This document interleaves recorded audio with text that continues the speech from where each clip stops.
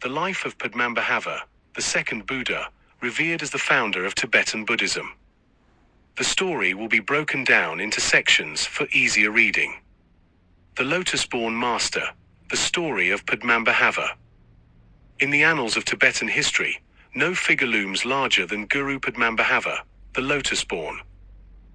He is revered not as an ordinary human but as a living emanation of the Buddha, born with the specific purpose of bringing the tantric teachings of Vajrayana to the land of snows.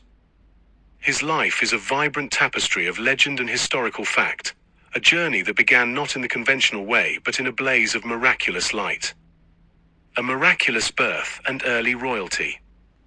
The story begins in the ancient kingdom of Vajrayana, a land believed to be in modern-day Swat Valley, Pakistan.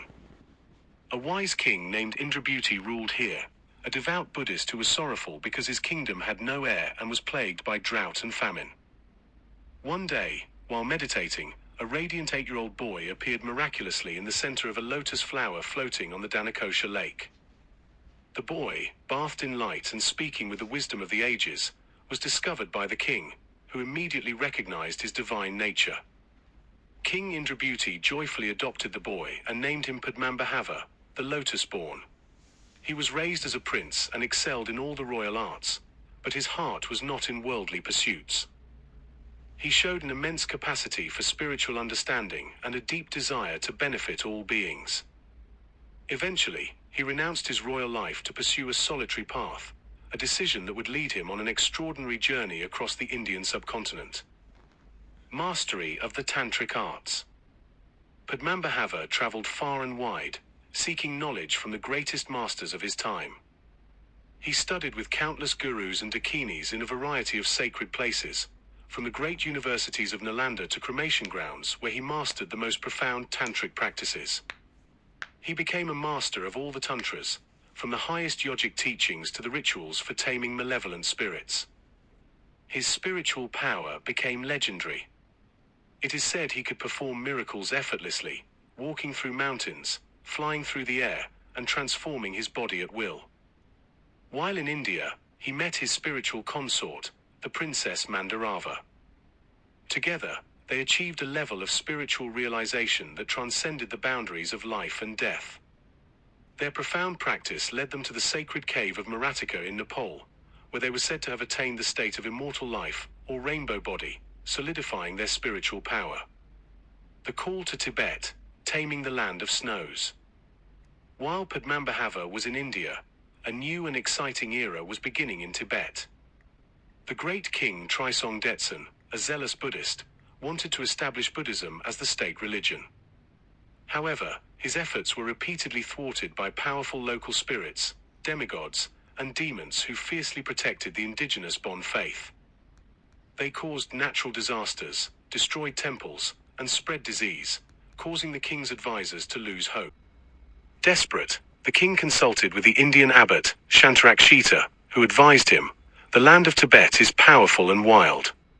The Dharma cannot take root here until a master with immense spiritual power tames these spirits. You must invite the great tantric master, Guru Padmasambhava." In the 8th century, Padmasambhava accepted the king's invitation and journeyed to Tibet. His arrival marked a turning point in Tibetan history. As he traveled, he did not destroy the local spirits but instead engaged them in spiritual combat. He vanquished the most powerful demons and then, with his immense compassion, bound them by oath to protect the Dharma and its followers. The mountain gods and lake spirits, once hostile, became the protectors of Buddhism.